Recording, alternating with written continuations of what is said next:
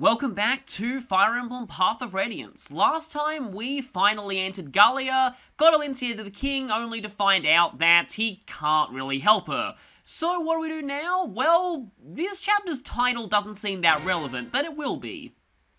Don't worry, none of us are going to get captured or anything. This is actually a very, very unique chapter, so much so that I'm going to be recording 2 separate takes of it.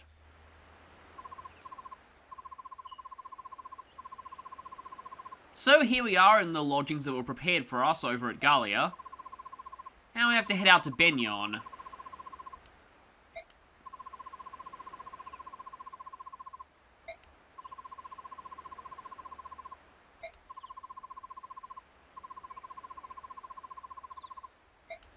Well, he doesn't remember it at all.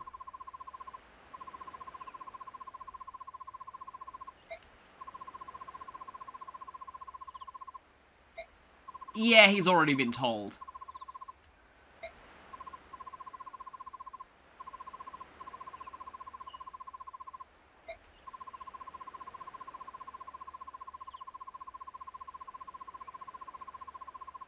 That's good to know, though. You might remember that one of the villagers in the last chapter said that.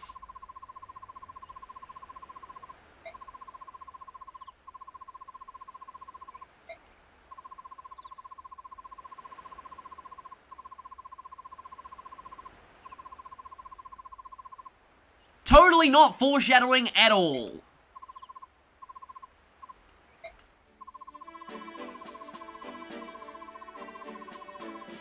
Are you gonna join us? That would actually be pretty useful. Unfortunately, no. Though we are about to get something pretty good here.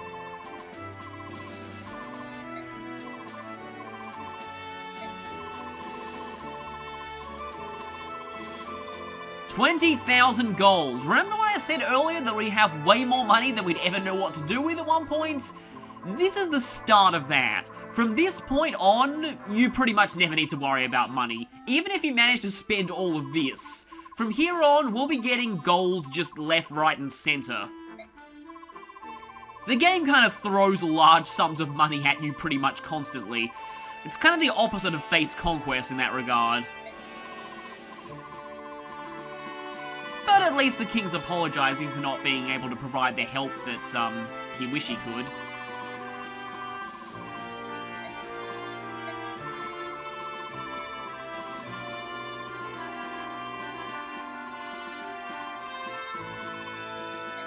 So, we're actually getting this.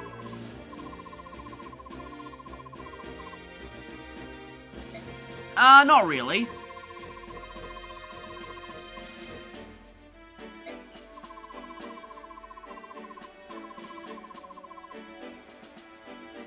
Well, we've only really lost one, but I guess he's talking about Alincia there.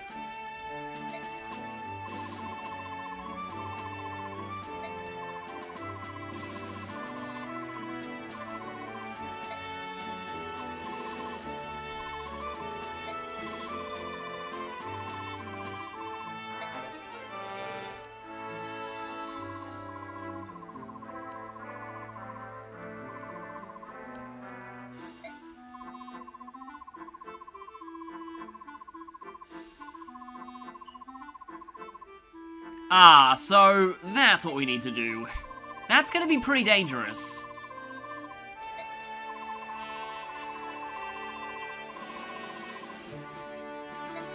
Of course we will, but, you know, that just means more experience for us, I guess.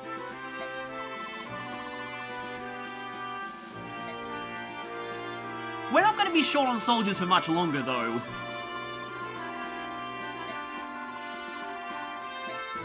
Yeah, it was pretty easy to see this coming.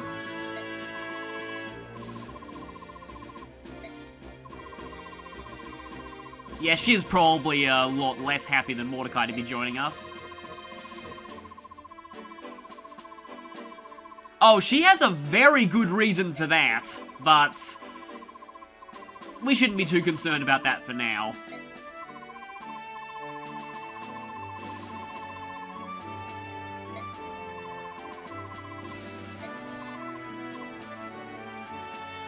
And Leth is still being tsundere.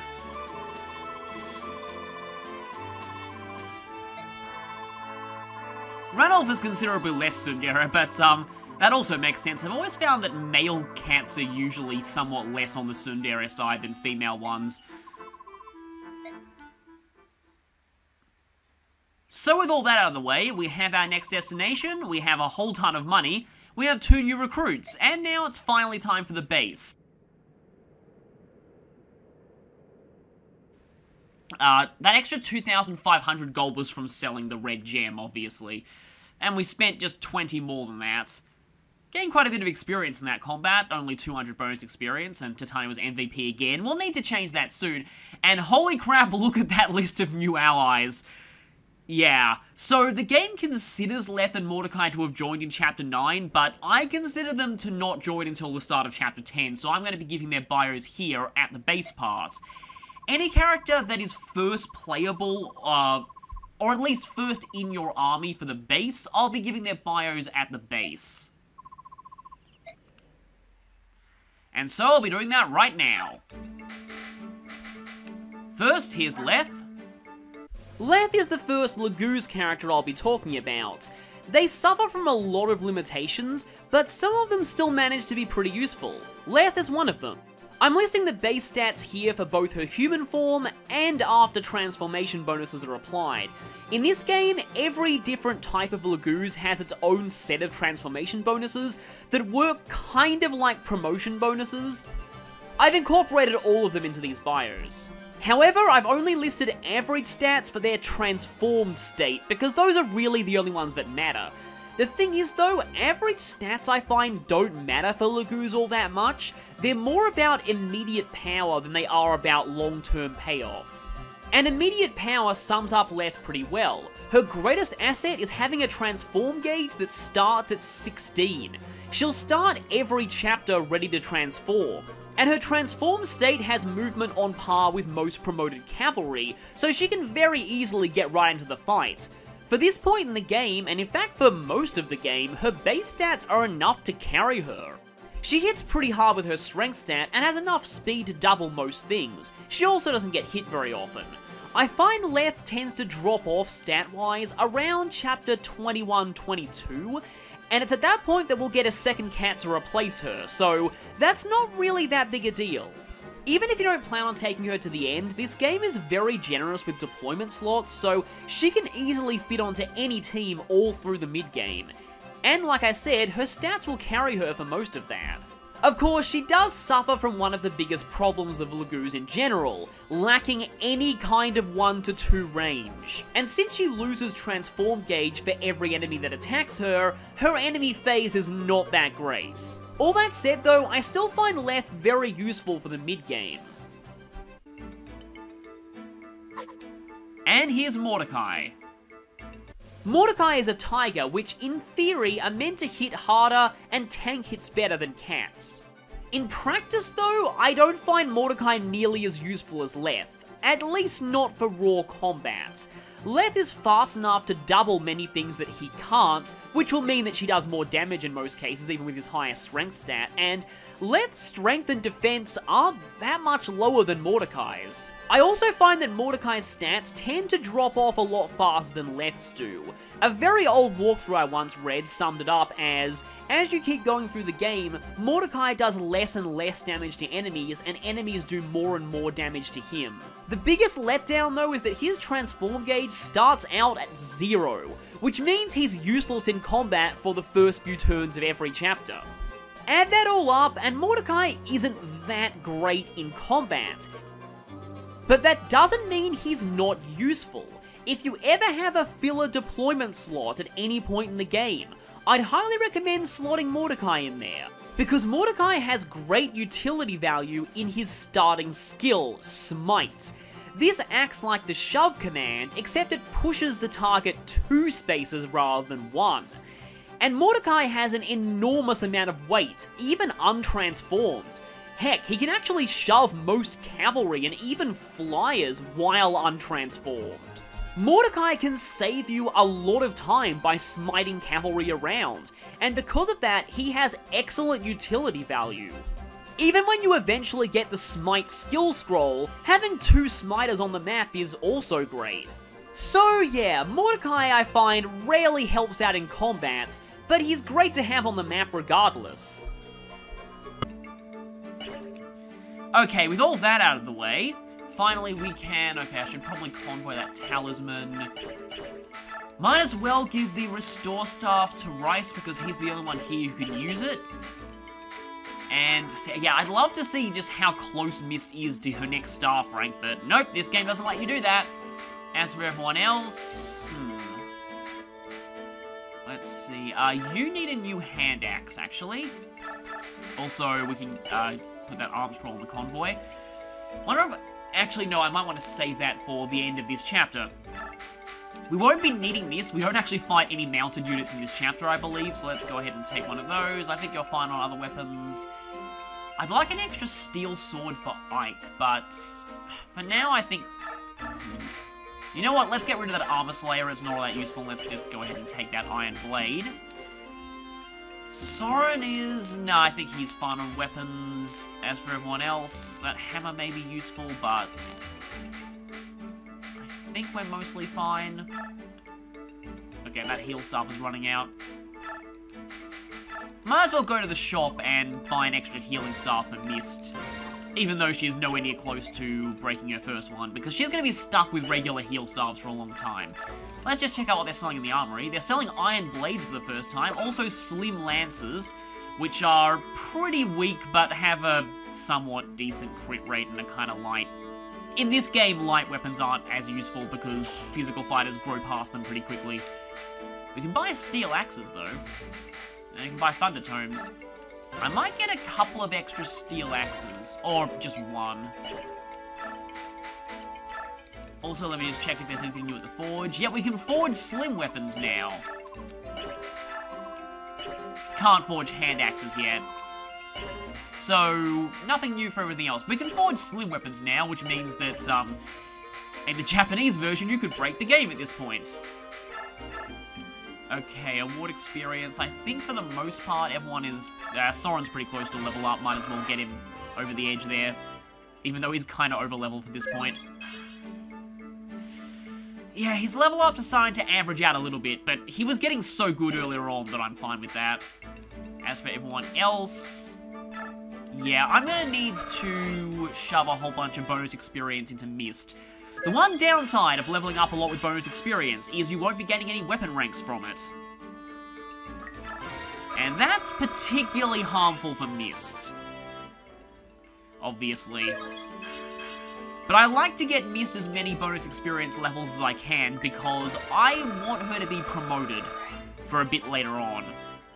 Don't want to go too crazy with this though, because there's someone who's going to join at the end of this chapter that I want to use some bonus experience on. I won't need a lot, but I'll need some. I might give Mist one more level after this, and then I'll save the rest. Because I have, well, I would say I have plenty of time to get Mist promoted, but I'd like her to be promoted as soon as possible. Normally, I'd actually use a Master Seal to promote her early, because really, her actual stats don't matter as much as the utility of being a mounted healer does.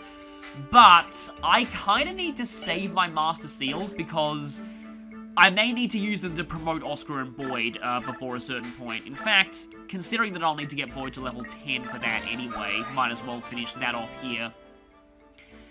I'm only doing this for a base conversation, by the way. Boyd should have way more strength by now. As for skills, we only have Miracle still. We actually do have a support that we can do now. We've got Ike and Titania's C. Also Titania and Rice, but since I don't plan on using him, I might not want to get that one. But I don't really... Actually, no, wait. I want to get Titania and Mist supported, because I do plan on using both of them until the end of the game. So let's go for Titania and Ike. This is that support that, earlier on, it doesn't take that long to raise, but once you get towards the very end of the game, oh boy. I believe they take 26 full chapters to reach an A support.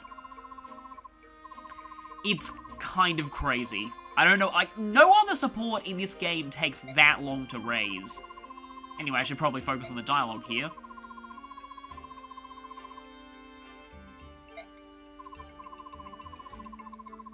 So Titania was kind of a mentor to Ike, just like his father was.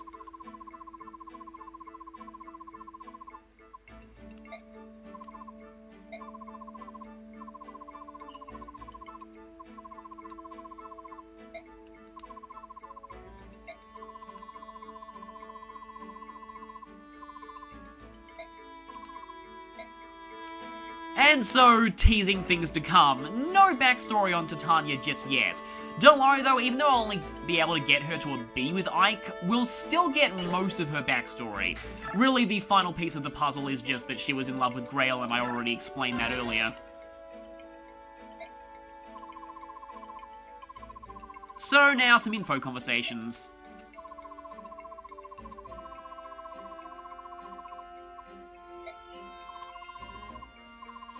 It's kind of weird that you don't really get to see the eyes of generic Lagoos, although I'm pretty sure that's a generic tiger, because generic cats look a bit different. We saw one of them back in the villages in Chapter 9.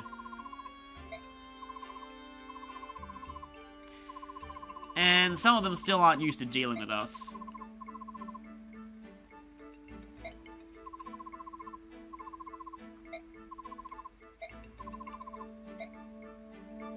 So that conversation's pretty basic, just a bit of exposition on that. In fact, I feel like it follows to talk to Leth next. And she's sundarily pouting now.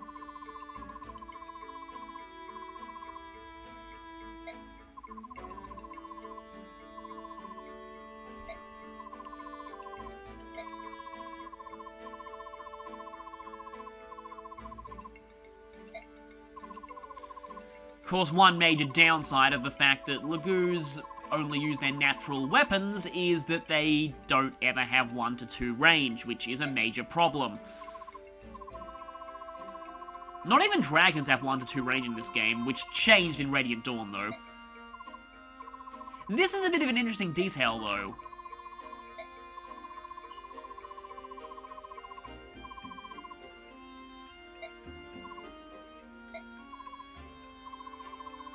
I mean, there are more things that you can do with daggers than just stab people.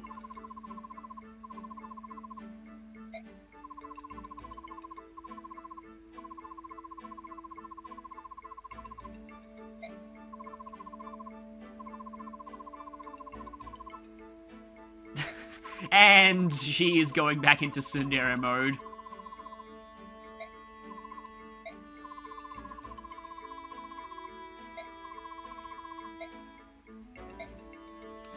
Admittedly, she's a bit more subtly tsundere than, say, Severa is, but that's one of the reasons why, I don't know, this is just kind of a tangent where people are like, oh yeah, Fire Emblem is getting too anime tropey and stuff. There have always been tsunderes in the series, ever since pretty much the very beginning. Marsha is not one of them, though, but she's pretty awesome.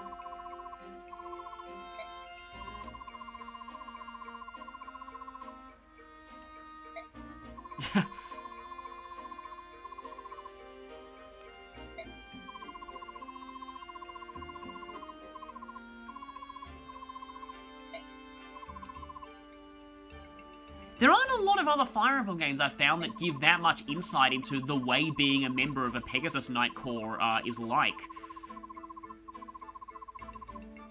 I think Awakening went into it a little bit with Sumia and Cordelia's supports, but not many of them go into just how the Pegasus Knights live.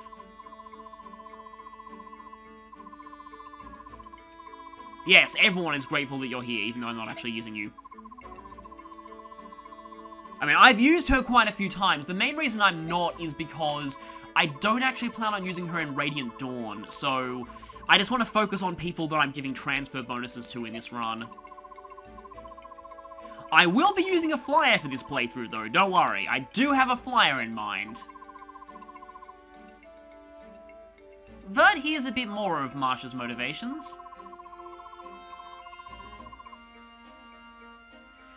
We heard about him a little bit back during Chapter 3.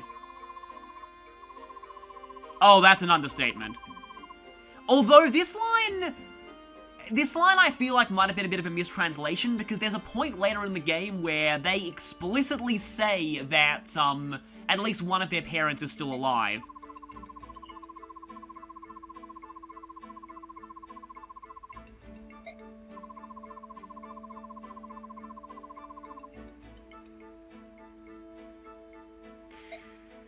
He attracts all the wrong kinds of people.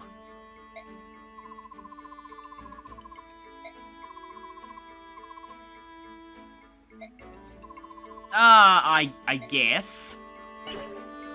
And so that's all the info conversations. And I think that's pretty much everything. Let me just check if there's anything in the shop I need. I'd rather get steel swords than iron blades at this point.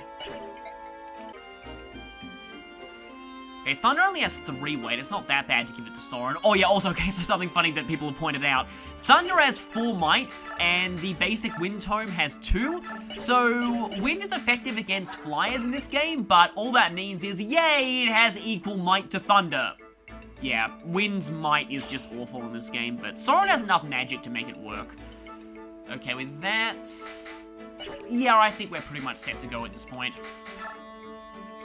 The only other supports I can do are, yeah, I can Oscar and Bryce and Sun, which I don't really want to do, so let's go ahead and save.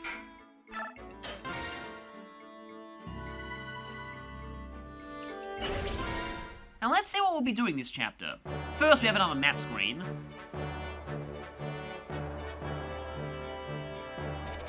After his father's death places the mantle of leadership on his young shoulders, Ike agrees to continue as Alincia's escort.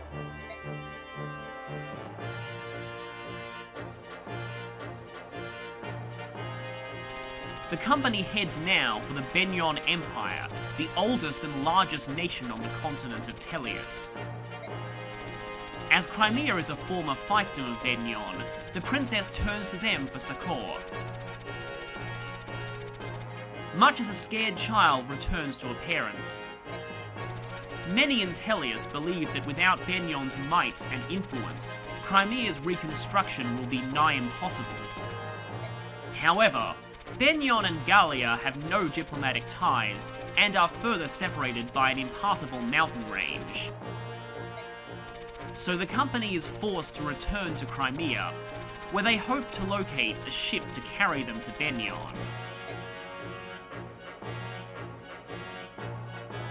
There is actually one way from Gallia to Benyon, but it requires crossing through something that's, probably not worth the trouble. Accompanied by Ranulf, the warrior who has volunteered to guide them, the company leaves Castle Gallia behind. With heavy hearts and wounded spirits, they begin the long march back to Crimea. Even though Ranulf is technically with us at this point, he's not actually going to fight, unfortunately.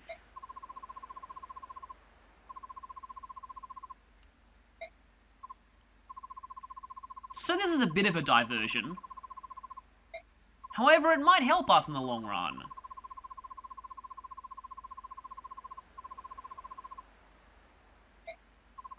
Well, we know the title of this chapter. Crimean retainers would be pretty likely to help us, and Alincia might even meet someone she knows here.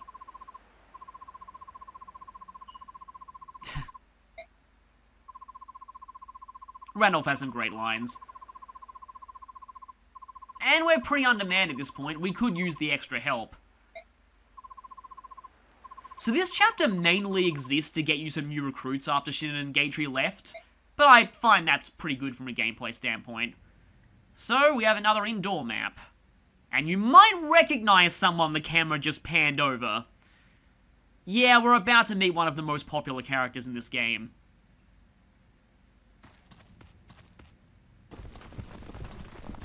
We also can't really deploy many people on this map. I mean, we found some chest keys earlier, but no door keys.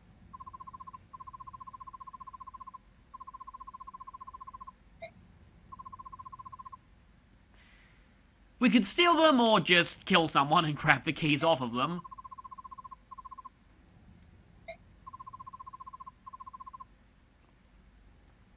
So, this is actually pretty interesting. There are 2 ways to play this chapter.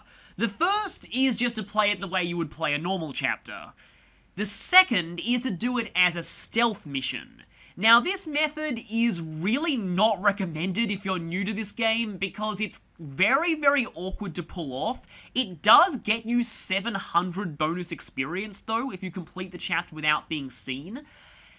It pretty much requires a turn-by-turn walkthrough, though. It's nowhere near as bad as the stealth mission in Fate's Revelation, but it's almost as bad.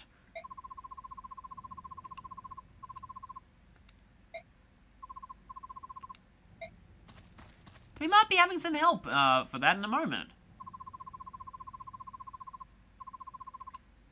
Well, that's an interesting way to introduce yourself. Soren, you're not one to talk there.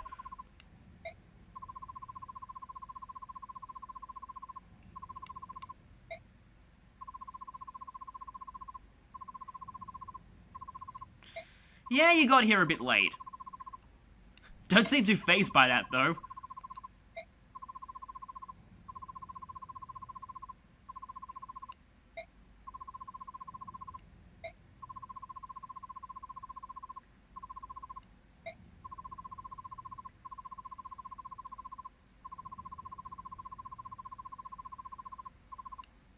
Well, we don't exactly know what this is. And even with that massive gift from the king, we don't have enough to pay you, unfortunately. How do we know you're not trying to scam us?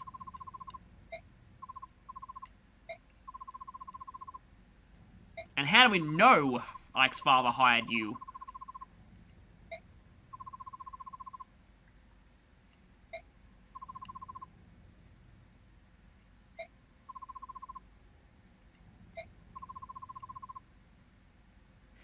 Fireman is kind of interesting. I feel like this was a little mistranslated, but to tell you what the correct translation is might be a spoiler.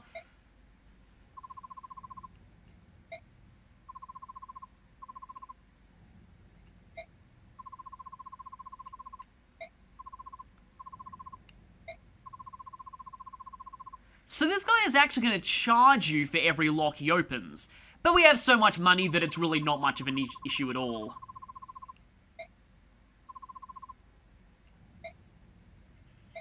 So we have a choice here.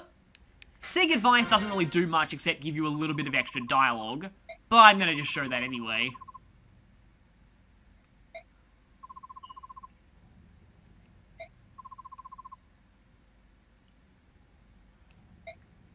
So I should mention, if you want to do this chapter the stealth way, you have to hire him. You can try and break doors down rather than opening them with keys, but doing that, as you would expect, instantly gets you detected. So you have to lockpick the doors if you want to... Well, you either have to lockpick the doors or steal keys from the guards, because if you kill the guards, that also counts as being detected. Either way, you must hire this guy if you want to do this chapter the stealth way.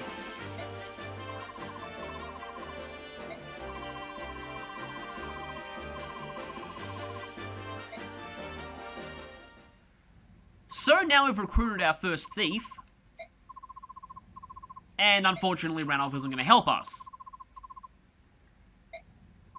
Everyone's got mysterious agendas here. So hopefully we'll meet up with you later. For now though, let's just quickly show Volk. He's our first thief. Volk is our first thief, and he joins at a pretty convenient time. If you're familiar with thieves in Fire Emblem, their main role is to open doors and treasure chests, and in some games to steal items. Compared to the rest of the series though, Volk is a little different from the norm. Firstly, as he explained when he joined, he charges 50 gold for each lock he picks. And as I said when he joined, this is not really a downside, since this game gives you way more money than you'll ever know what to do with. The other way Volk stands out is more a feature of Path of Radiance in general, the way stealing works. In this game, you can steal weapons as well as just items. That might sound a little powerful to you, but you can only steal unequipped weapons, so you can never render an enemy completely helpless. Also, in order to steal something, your thief's speed needs to be higher than the enemy's, and if they're stealing a weapon, their strength needs to be higher than that weapon's weight.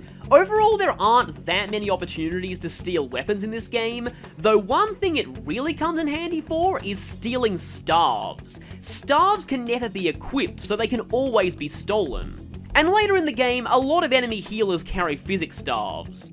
So Volk is pretty good at what he does, As for actually fighting though, Volk is great in theory, but he's let down by a few aspects. He has some pretty nice starting stats, especially a very high base strength for a thief, and he has some very good growth rates too. The downside though, thieves in this game use knives. I've already gone over knives back when I covered mages, but knives are pretty bad in this game. There are only 3 varieties of them, they're all incredibly weak.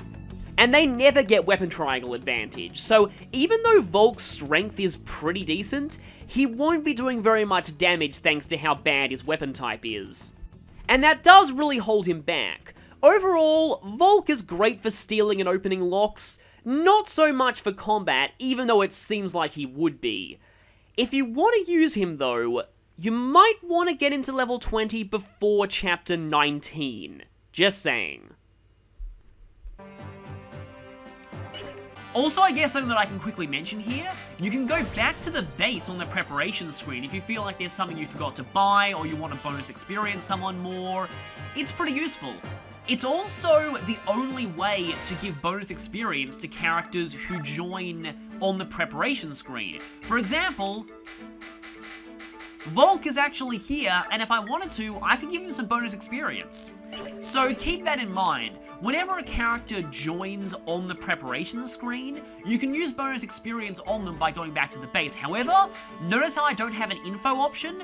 Yeah, you only have 1 chance to see info conversations. Anyway, if we go end, we go straight back to the preparation screen. We obviously don't have to see all those cutscenes again.